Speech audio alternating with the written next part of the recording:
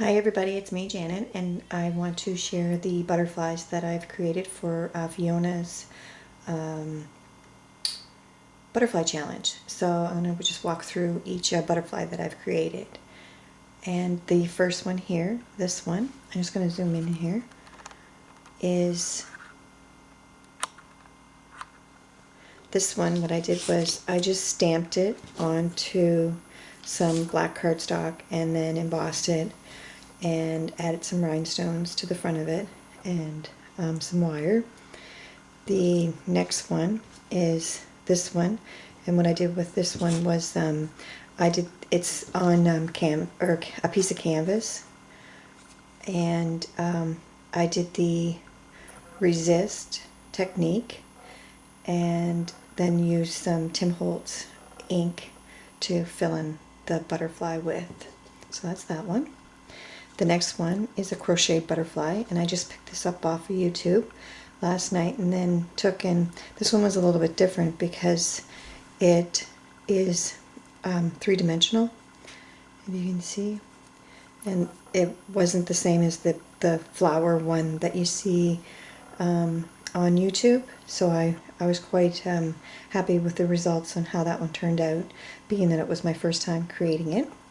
And the next one was this one here. This was just an old stamp that I had hanging around, and I took and stamped it, cut it out, and then took and glittered and then glued it onto a piece of paper. So that was that one. The next one is this one. And this one here I cut out with my Cricut, and I've made it three-dimensional. And then what I did was, I'm just going to come up here so you can see, was I took the wires, or these beads, and added them to the wire, and then did the same thing with the flowers, added some beads, and then wrapped all the wires together, and then added the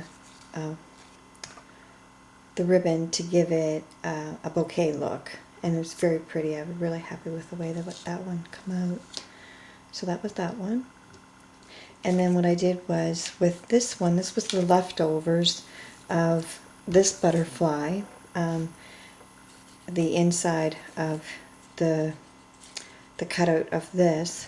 So what I did was I used the stencil of the butterfly and then used my Glimmer Glam that I did. I've done a tutorial on that if you want to check that out.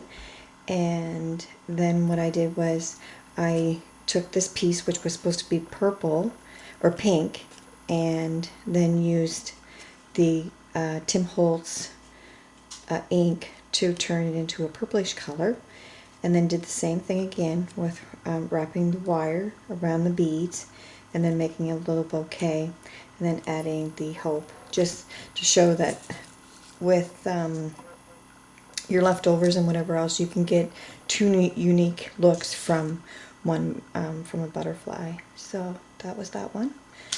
And then this one here is a wooden butterfly that I created, and I got the wooden butterfly just at the dollar store.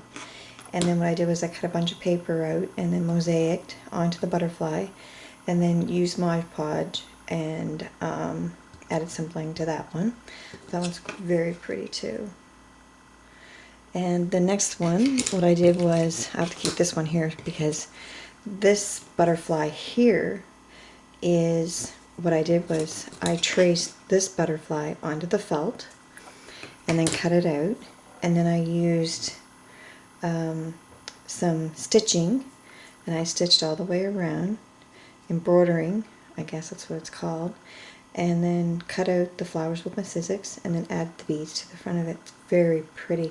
And then I just glued it onto some paper on the back to give it a little bit of more, so it'd be a little bit more sturdy with that butterfly there. So it's very, very pretty. And I created two of the crocheted butterflies, because if you see the difference on the butterflies for the size, this one, because I used a coarser yarn, it came out a lot bigger than the other one, and I used white. So just to show you that you can get two different looks with making the butterflies. So that was that one. And then this butterfly here was made out of just some ribbon, cut out circles, turned the circles in half, and then sewed them together, and then added some beads onto some wire, and then made a little hook at the end so that you could add an embellishment to the end of the butterfly and wire for the antennas. So that was that butterfly. Very pretty. And the last butterfly, or no, I have one more.